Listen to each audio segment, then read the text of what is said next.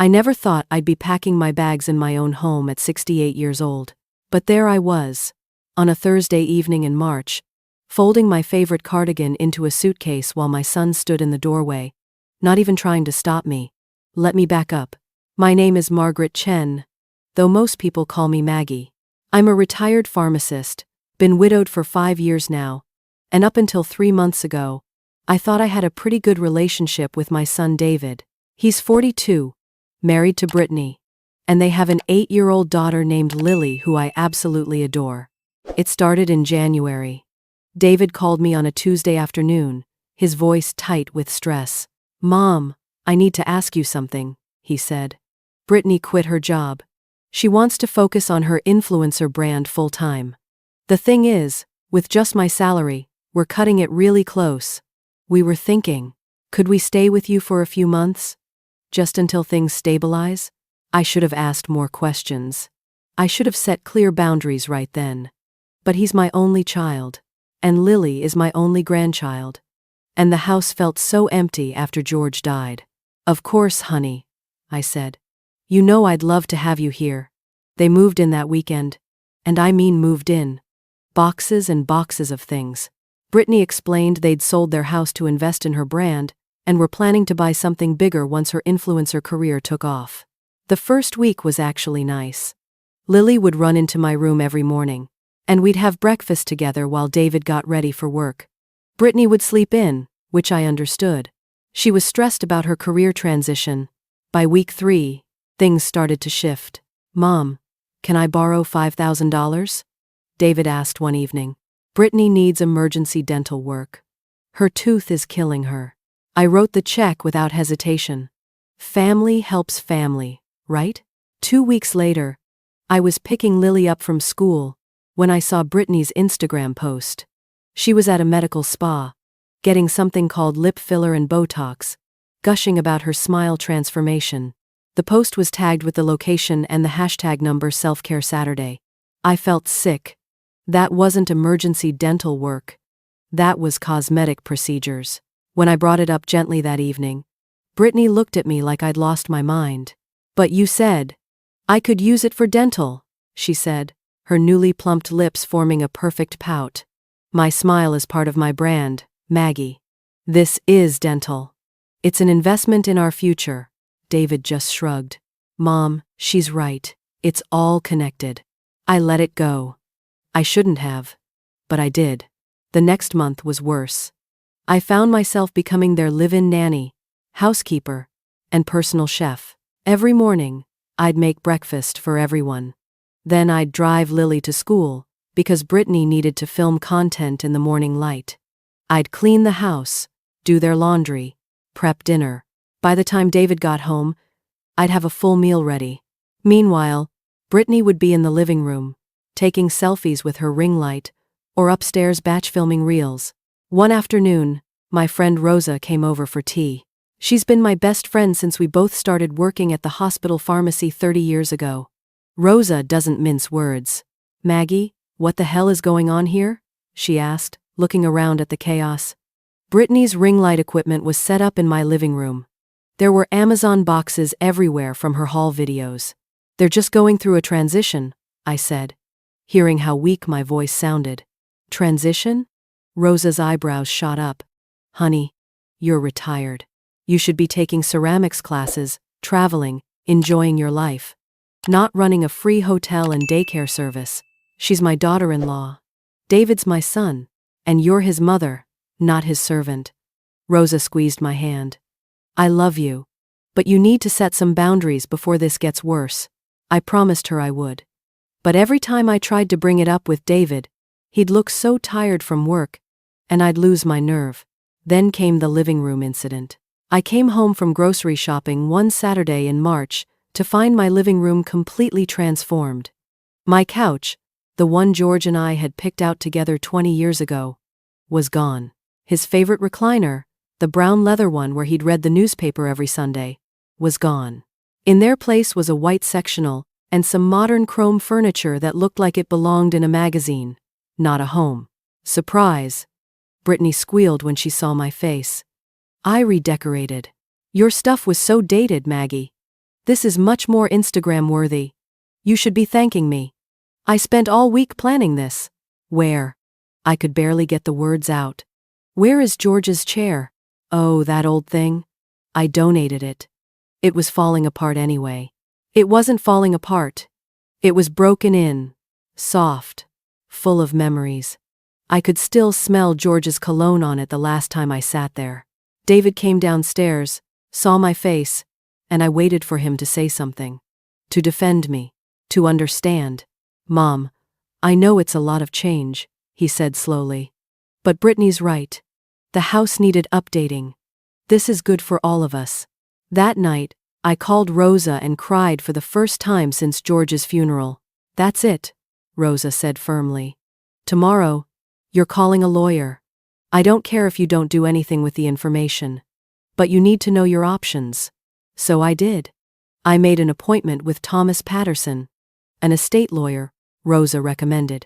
I didn't tell David or Brittany. I just said I had a doctor's appointment. Mr. Patterson was kind but direct. Mrs. Chen, this is your house. You have every right to ask them to leave. But if you want to wait and see if things improve, I'd strongly suggest updating your will in the meantime. Make sure your assets are protected. I scheduled a follow-up appointment for 2 weeks later. Those 2 weeks were when I really started paying attention. I noticed that Brittany never made dinner, never did laundry, never helped Lily with homework. I did all of it. David would come home, eat the dinner I'd cooked, then disappear into the garage to decompress. I was exhausted. At 68, I should have been relaxing, not raising a child, and managing a household for 3 additional adults. The breaking point came on my birthday, April 2nd. I'd mentioned a few times that I wanted to have a quiet dinner, maybe go to that Italian place George and I used to love. David said he'd make a reservation. The day came, and I dressed up, put on my pearl earrings, the ones George gave me for our 30th anniversary. At 6 o'clock, I came downstairs. David was on the couch, still in his work clothes, watching TV. Brittany was filming a Get Ready With Me video in the bathroom. There was no reservation. Oh, Mom, sorry, David said, not looking away from the screen. Brittany wasn't feeling well earlier. I forgot to call the restaurant. Can we just order pizza? Something inside me cracked. But I swallowed it down, nodded, and went to my room. Rosa called to wish me happy birthday, and heard it in my voice immediately. Maggie Chen, don't you dare make excuses for them. They forgot. People forget. No, honey, they forgot because you don't matter to them. Not really. Not right now. She paused. Keep that lawyer appointment. I did. And I updated my will. Everything would go to a trust for Lily's education and a charity George and I had always supported. David would get nothing. Brittany would get nothing. I felt guilty, but also, for the first time in months, I felt in control of something. Then came the dinner that changed everything. It was a Thursday in late April. I'd made pot roast, David's favorite. Everyone was at the table, even Brittany, which was rare. She was glowing, practically bouncing in her seat. So, she announced, we have news. We're pregnant. Baby number 2. David grinned. Lily clapped. I smiled and said congratulations, even as my stomach sank. Another baby meant they'd be here even longer. Which brings us to something we need to discuss. Brittany continued. And her tone changed. Sharper. We're going to need the master bedroom. I set down my fork. I'm sorry, what? For the nursery, she said, like it was obvious. Your room is the biggest. It has the best light. Plus, you don't need all that space. You're just one person.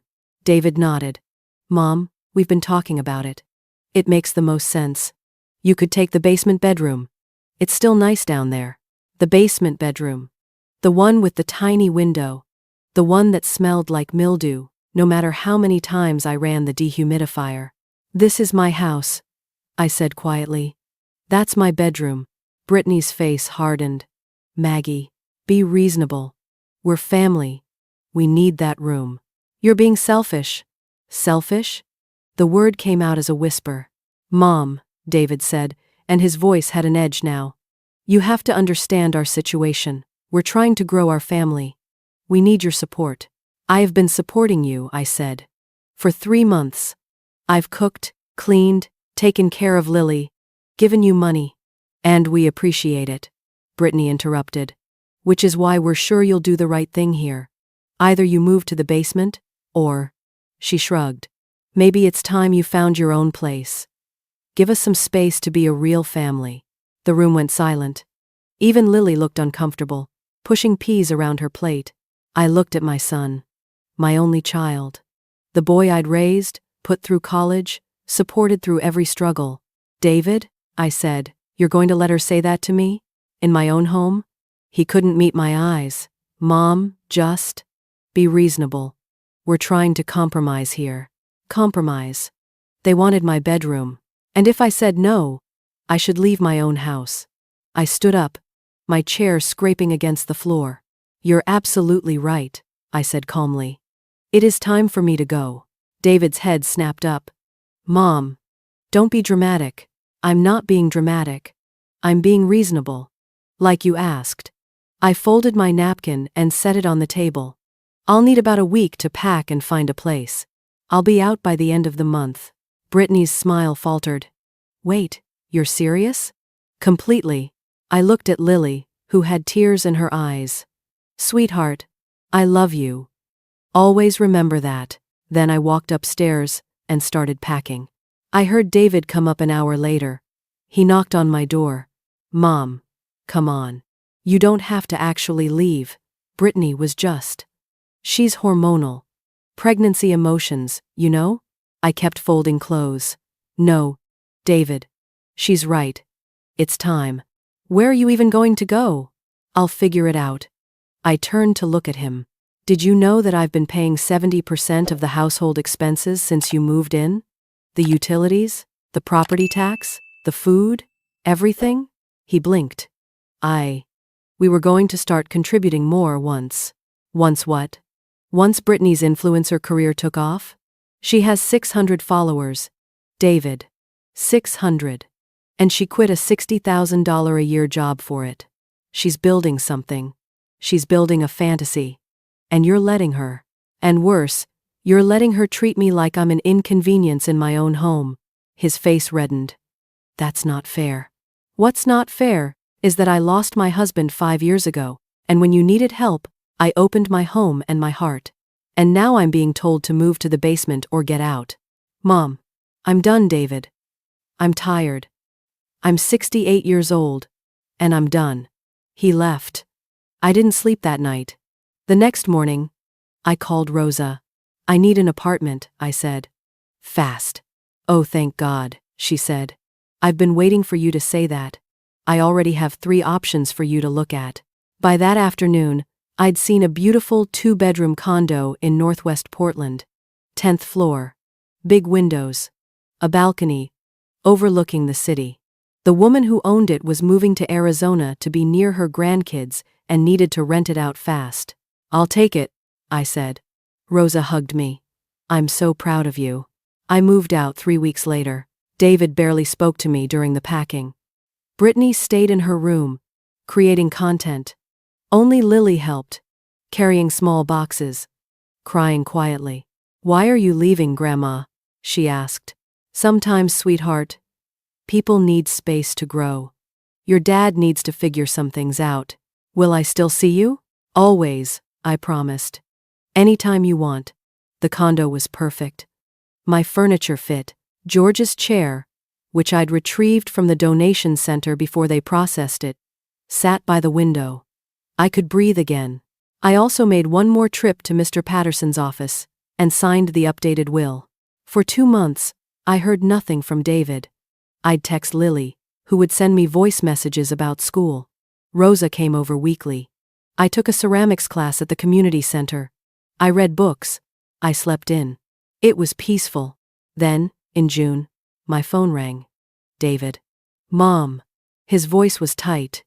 We need to talk. Okay. Can I come over? He showed up an hour later.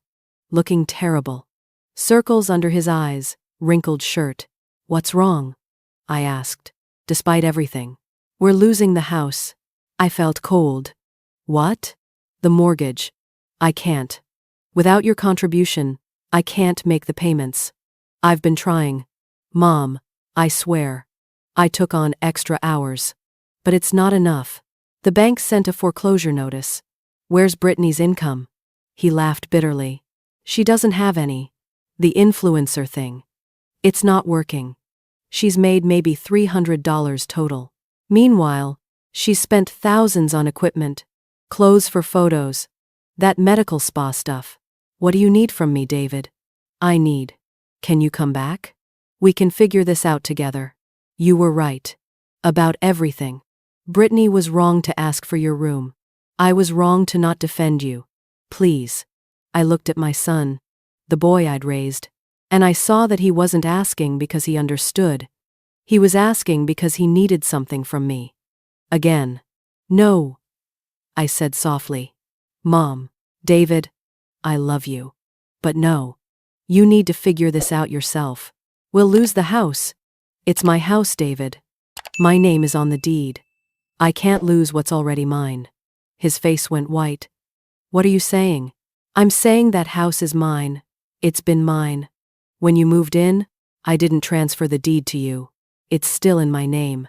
So the bank isn't foreclosing on you. They're foreclosing on my property because you haven't been paying the mortgage I trusted you to handle. I didn't know. I need you to move out by the end of the month. I'm selling it.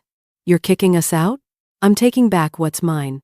What you and Brittany made very clear you didn't respect. He left. 2 days later, I got a call from Brittany. You can't do this, she screamed. We have a baby on the way. Where are we supposed to go? You're both adults with jobs. Figure it out. Like you told me to. You're a bitter old woman. Maybe. But I'm a bitter old woman with a home and peace of mind. She hung up. They moved out 3 weeks later. I found out later they'd moved in with Brittany's parents in Beaverton. David got a second job doing weekend deliveries. Brittany had to get a real job at a dental office. I listed the house, and it sold in 2 weeks. The market was hot. I made a substantial profit, which I put into investments and Lily's education trust. 4 months passed. I didn't hear from David at all. Then, in October, he showed up at my condo. Alone. Mom, he said. Can we talk? I let him in.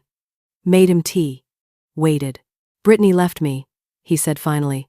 Took Lily, and moved in full-time with her parents. I'm in a 1-bedroom apartment. Working 2 jobs. And I'm in therapy.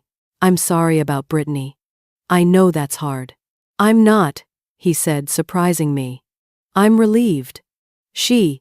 Everything you saw. I was seeing too, but I didn't want to admit it. I thought if I just kept trying, kept supporting her, she'd change. She'd become the person I thought she was. But she didn't. And I enabled it. I enabled her treating you like garbage. I treated you like garbage. His voice broke. Mom, I'm so sorry. You didn't deserve any of that.